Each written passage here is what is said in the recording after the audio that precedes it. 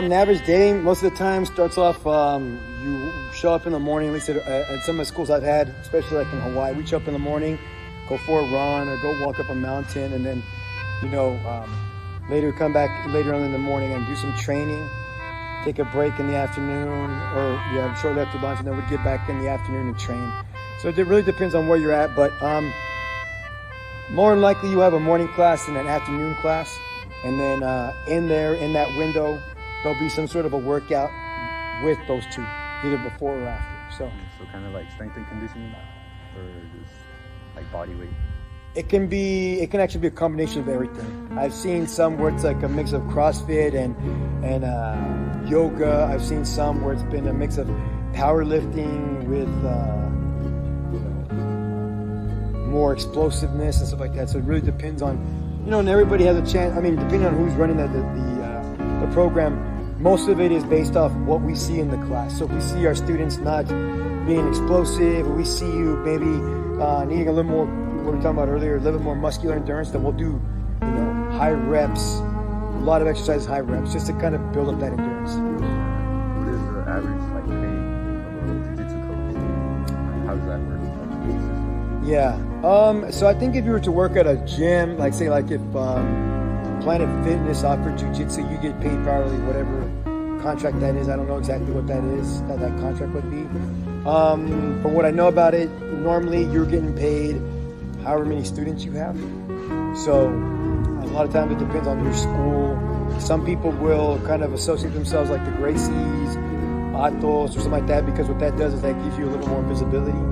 And so essentially you're branding yourself so more people want to come train with you because you're a Gracie and the Gracies are known, or with AOJ or whatever the new top brand is in jiu-jitsu.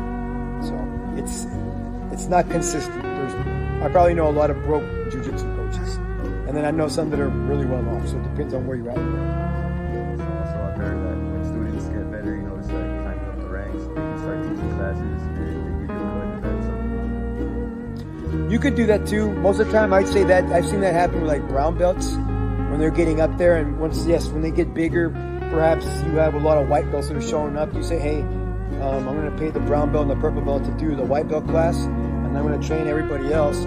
That way, you don't have the white belts. That way, like what we're doing here, the white belts are learning like the meat and potatoes, the fundamentals of jiu-jitsu, not being thrown into the shark pit, where berimbolo and flying triangles, but you don't know how to do shrimping or escape the mount or get out of someone's backpack or something. What is a good starting point to know when you're good for coaching? Like when you reach a black belt or blue belt?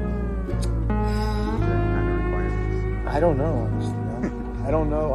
A story I heard from Royler Gracie one time was he told us that he was a purple belt, and he told Helio, Grandmaster Helio, he's like, I want to teach now. I'm a purple belt. I've been doing this. I want to teach. And he said, his dad looked at him and goes, you're right. You are a purple belt. Here's a broom and a mop. Make sure the mats are clean, because you're a purple belt. Make sure the mats are clean. And he said that he was like, but I don't want to do that. I want to teach you because it's not time.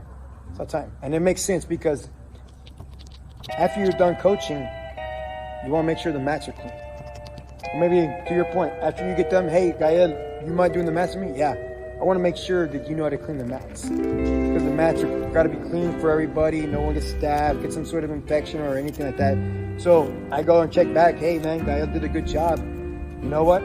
I got a white belt class coming up. Maybe what I'm going to do is have him, because he knows how to clean the mats. Think of Mr. Miyagi, whenever the old school Karate Kid, wax on, wax off.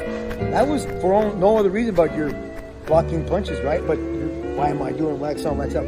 Same reason why you're cleaning mats, because you're paying attention to the details and making sure that everything is done correctly, so that when you do become a coach, you teach every little pinpoint detail. What advice would you give to people who want to start their journey? I would say just to do it. Don't think about it too much, just do it. Find you a gym, go look around. My first advice would be, don't just go get into a gym for the sake of getting into a gym. What you're going to be told is, and I'm not trying to talk bad about anybody, what I'm saying is, most of the time, it's like, sure, guy, come to my school. I got a really cool package. If you join now, I'll give you half off this gi. And yeah, you sign up for 6 months. I already got paid, so regardless of what happens, it doesn't matter. I already got paid. My money's there. So regardless if you stay there 6 months, if you become get 1 stripe or 2 stripes, or you don't learn anything, that's not really my point anymore, because I've already done that. So I already got my money. So what I would say is find a school where you feel that you are having where you have some sort of connection with the professor. I've been very lucky in always having a connection with my professor. You know, we're like, he knew me as Jose, I knew him as sensei, as coach, but if I saw him on the street, like, hey, what's going on, man? How you doing? Yeah, you know, and we could have a conversation. It wasn't where I guess how you would see some of your professors. How you doing, man? I'm kind of stiff. How you doing, sir? Kind of stiff. I just want to get out of here. It was more of a, how are you doing? How's life? How's your college doing? Are you working out? Are you still surfing? How are your parents? How's your mind? Those kind of things. That would be my advice.